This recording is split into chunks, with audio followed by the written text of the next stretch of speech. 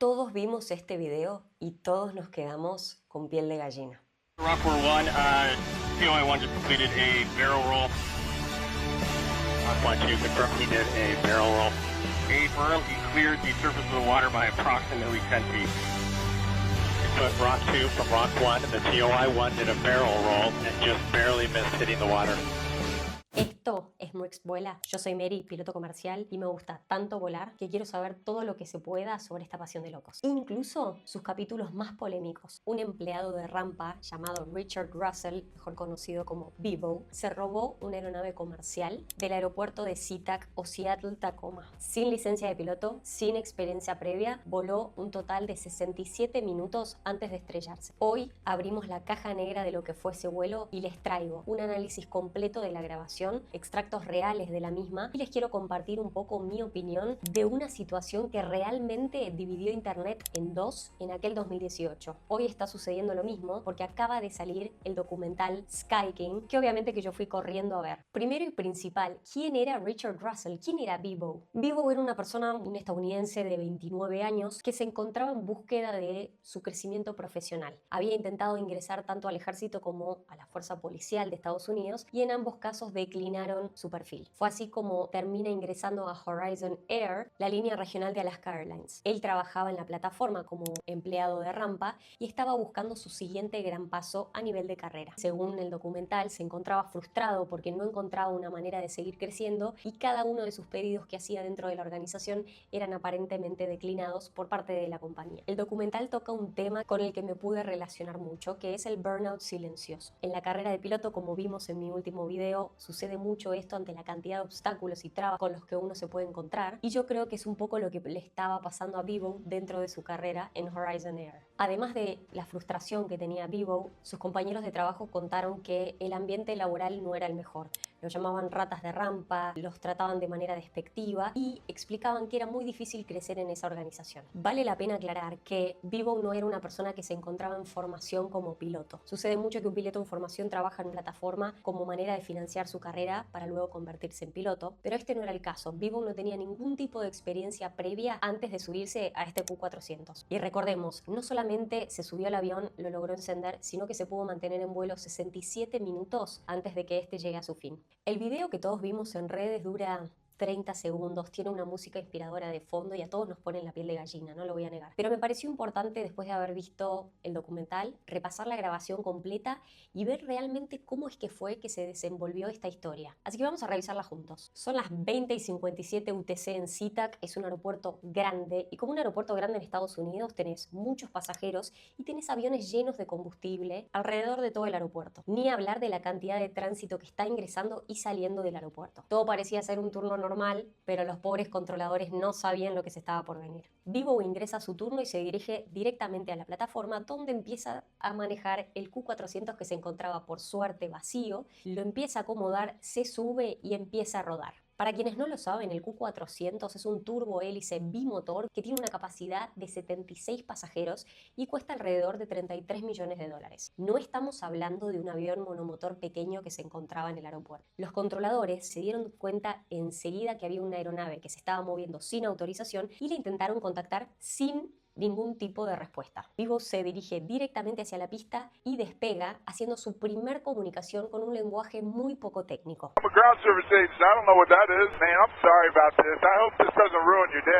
Es allí donde el documental muestra cómo los controladores reaccionan enseguida. Y acá algo importante. En nuestro video de espacios aéreos repasamos un poco sobre el tipo de servicios que proveen los controladores. Y los controladores no solamente separan aeronaves en tránsito, sino que también se encargan de coordinar los servicios de alerta en casos de emergencia. Este es un ejemplo perfecto de cómo lo hicieron. Se contactaron con la Fuerza Aérea, se contactaron con aeropuertos vecinos, coordinaron con otros aeropuertos que podían ser de alternativa para que Bevo pueda aterrizar, movilizaron aeronaves, desviaron tránsitos. Los controladores realmente reaccionaron de una forma muy rápida y, en mi opinión, excelente. Es por eso que lo que sigue en la grabación, en mi opinión, es una masterclass de los controladores. Y no solamente por todo lo que les acabo de comentar, sino también porque le hicieron un acompañamiento hasta psicológico. Se dieron cuenta que se trataba de una persona que estaba exaltada, que tenía subidas y bajadas en su humor durante sus comunicaciones. Se dieron cuenta de que era una persona no experta, con lo cual lo acompañaron, lo mantuvieron calmo, lo mantuvieron lejos de otros tránsitos, lejos lejos de zonas pobladas y hasta en un momento agregan a la frecuencia a pilotos experimentados en esta aeronave para poder ayudarlo a mantener la aeronave bajo control. Me fascinó tanto este caso y me pareció tan interesante que armé un poco un mapa de lo que fue la ruta que transitó Bevo. Bueno, como pueden ver, el terreno alrededor de Seattle es un terreno interesante para analizar en vuelo. Tenemos zonas montañosas, tenemos grandes cuerpos de agua. Como dijimos, el despega de SeaTac, donde el control intenta contactar a la aeronave sin ningún tipo de respuesta, no obtiene respuesta. Y el primer contacto de voz que hace Bevo es: yo soy una persona que no sé volar, no tengo ni idea de cómo aterrizar esta aeronave y espero que esto no te arruine el día o no te moleste. Man, I'm a ground service agent. I don't know what that is.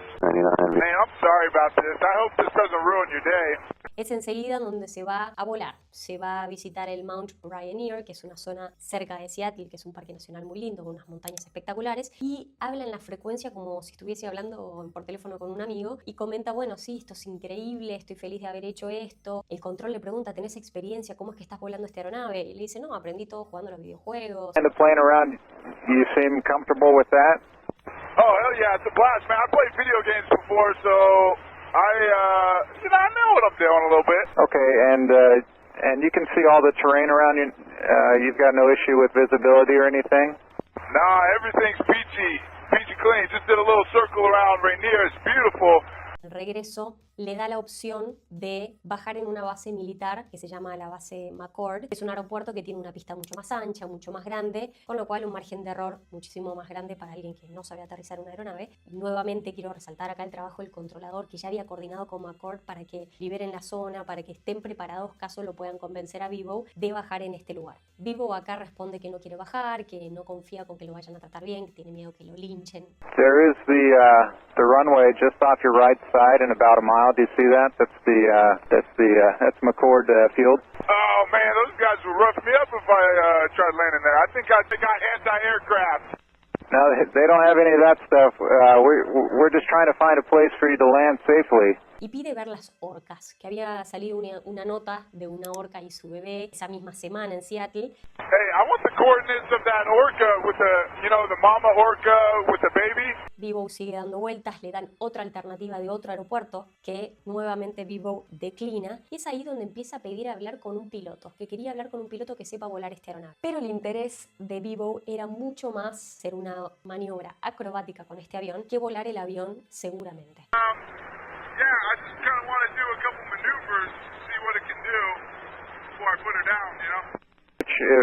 I've got a pilot on with us, and if you got any questions, you can ask him now. So if you were to do it, how would you do it? Well, I'd try to figure out how to use the autopilot first. Mientras Bevo está pensando y está escuchando lo que le dicen, sigue haciendo turismo y se va de Olympics, sigue como un poco con su delirio místico.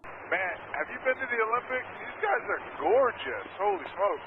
Yeah, I have been out there. It's always a nice drive. Y el controlador nuevamente le dice: no te vayas tan lejos, porque si te vas lejos no te voy a escuchar, por favor volvé. Just want to keep talking to you, and if you keep going towards the Olympic Mountains, we won't be able to hear each other. Él en todo momento también desconfiando un poco, diciendo: bueno, pero vos seguramente me estás llevando a ver a los jets que me van a disparar para que me caiga. El controlador le asegura que no, que lo que quieren es que él baje de forma segura y sin lastimar a nadie más.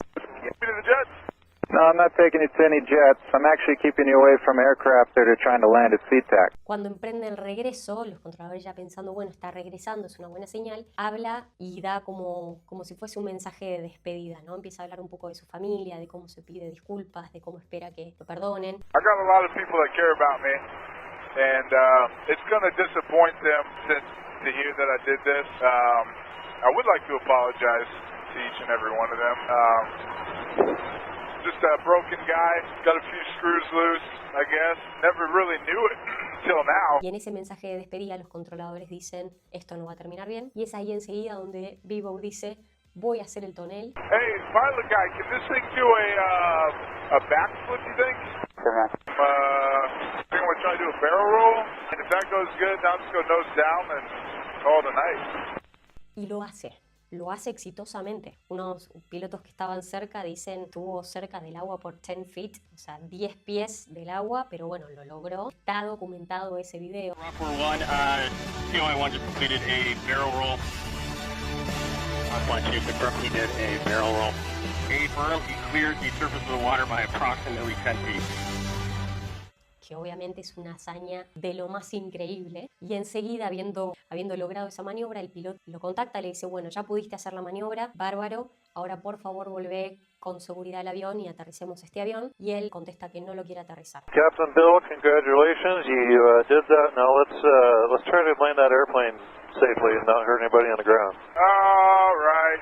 Damn it. I don't know, man. I don't know. I don't want to. I was kind of hoping that was going to be it, you know? Poquito después deja de responder hasta decir, creo que me está fallando un motor, creo que perdí un motor. I feel like one of my engines is going out or something. Y poquito tiempo después es cuando impacta en una de las islas dentro de estos cuerpos de agua en Seattle y varias personas que estaban en la zona firman el impacto y es allí donde obviamente que termina la grabación. Esta historia, cuando se viralizó en 2018, dividió en dos totalmente a internet. Por un lado teníamos a las personas que lo condecoraron un héroe, un representante de esta rebelión hacia las personas que no se sentían apreciadas por trabajos o que se sentían muy frustrados con sus avances en la vida. Y por el otro lado, un lado que también pertenecía a la familia, y eso es importante mencionarlo, eran las personas que decían, bueno, tampoco romanticemos la situación, salió de lo mejor que podría haber salido por el hecho de que solo se perdió una vida, que eso ya es una cosa invaluable, pero podría haber salido muchísimo peor. Podría haber estrellado la aeronave en el medio del centro de la ciudad y podría haber ocasionado daños terribles. Y es incluso la familia la que dice que Vivo no estaría contento de que lo condecoren un héroe por esto. Ellos hablan de que era claro que él tenía una depresión oculta, este burnout silencioso y mucho también decir no romanticemos esto porque fue una situación de lo más peligrosa. Ahora les prometí que les iba a dar mi opinión y debo admitir que haber visto este documental me dejó un poco partida al medio. Yo, como todo el mundo, la primera vez que vi ese video donde alguien entra corriendo al aeropuerto, se sube al avión y hace esta maniobra tan peligrosa exitosamente, obviamente que me dio piel de gallina. El momento en el que él habla de wow, qué